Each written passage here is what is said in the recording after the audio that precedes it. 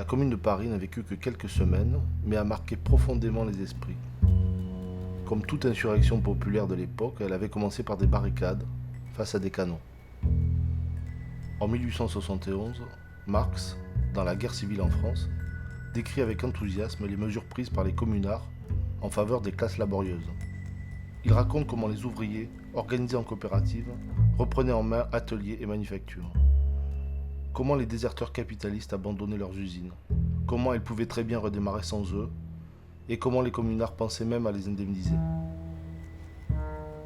Pourtant, ce que l'histoire des vainqueurs retient de la Commune, c'est son échec, la semaine sanglante. Entre le 22 et le 28 mai 1871, les Versaillais ont conduit en masse les communards au Père-Lachaise, les ont collés au mur et les ont fusillés. D'autres encore exécutés ou déportés les mois suivants.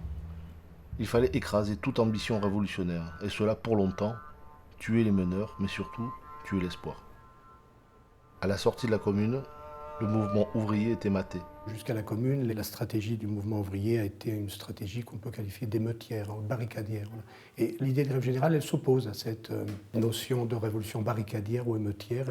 Elle oppose une autre idée de la révolution qui serait la révolution, non pas d'une avant-garde révolutionnaire où le prolétariat serait juste les petits soldats à la manœuvre, mais ce serait l'expression de la classe ouvrière pour sa libération. Mais c'est évident que c'est une réaction à...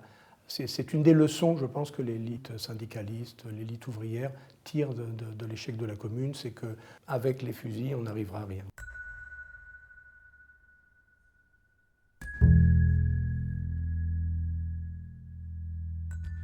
Les images ont joué leur rôle. On a vu les cadavres des communards en photo. Puis, on a commémoré devant un mur du Père-Lachaise, en souvenir des communards massacrés et jetés là dans la fosse. Pendant des années, les survivants sont venus saluer la mémoire de leurs camarades. Les 30 000 morts de la Commune ont marqué des générations de manifestants. La lutte a continué, devant un pouvoir de mieux en mieux armé. Comme ici à Fourmies, le 1er mai 1891, lors d'une manifestation pour la journée des 8 heures, la troupe tire, laissant 9 morts et une soixantaine de blessés sur les pavés, dont un enfant et des adolescents, tirés comme des lapins en un temps record grâce au nouveau fusil Lebel.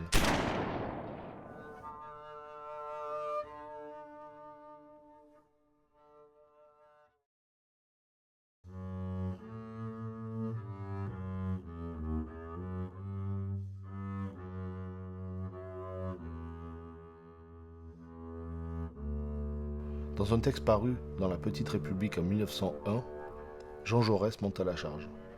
Il met en garde les grèves généralistes que le caractère révolutionnaire d'un tel projet fait courir les plus grands risques. Il écrit « La grève générale provoquera d'emblée un mouvement de terreur et de réaction. Pire, il prévoit que les masses ouvrières s'affameront elles-mêmes et seront acculées à la violence. » Jaurès, la grève générale révolutionnaire, il n'y croit pas. Jaurès, il est un des chefs du socialisme, il sait qu'il doit composer avec une classe ouvrière qui, au moins dans ses élites et dans ses représentants, est bien plus à gauche que lui.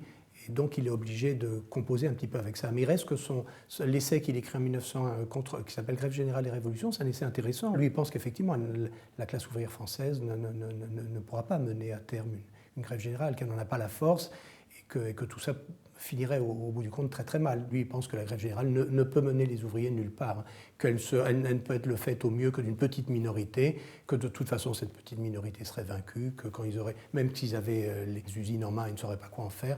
Pouget répond, mais il répond sous le couvert de la CGT. Il va répondre, en fait c'est lui qui écrit, parce qu'on reconnaît parfaitement son style. Là on voit bien qu'il y a une opposition radicale entre la pointe la plus révolutionnaire de la CGT et puis le socialisme, celui qui représente le mieux le socialisme de l'époque. Dans sa réponse à Jaurès, Pouget l'accuse de perdre le contact avec la classe ouvrière au fur et à mesure qu'il se rapproche des hauteurs du pouvoir. Le syndicaliste reproche à l'homme politique de ne voir que la partie négative de la grève générale révolutionnaire. Le débat est celui qui divise les révolutionnaires des réformistes.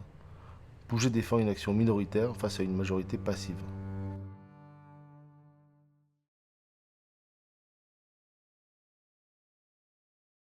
Le syndicalisme, c'est à la fois la défense des revendications concrètes, de base, quotidiennes des travailleurs, et en même temps, et j'insiste bien sur le « et en même temps », un projet de transformation sociale qui passe par l'abolition du salariat et la reconstruction de la société par la base, par en bas,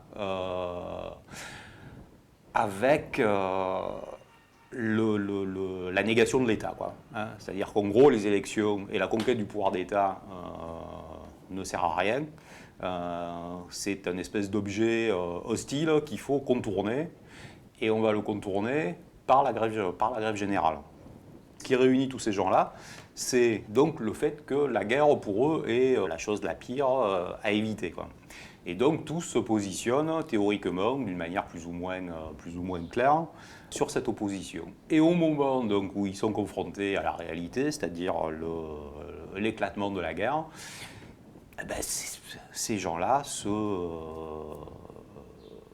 ne savent plus quoi faire et en gros se rallient au système, quoi.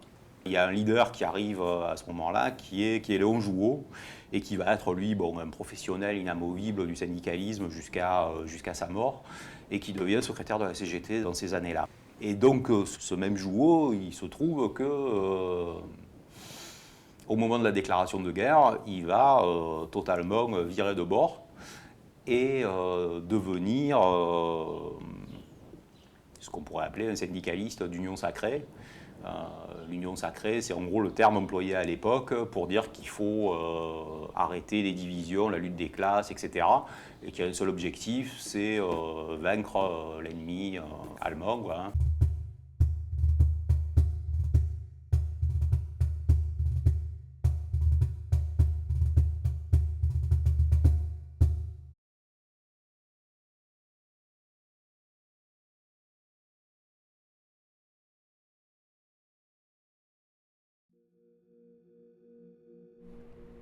Le Front populaire aborde les élections législatives du printemps 1936 avec le slogan « Paix, pain, liberté ».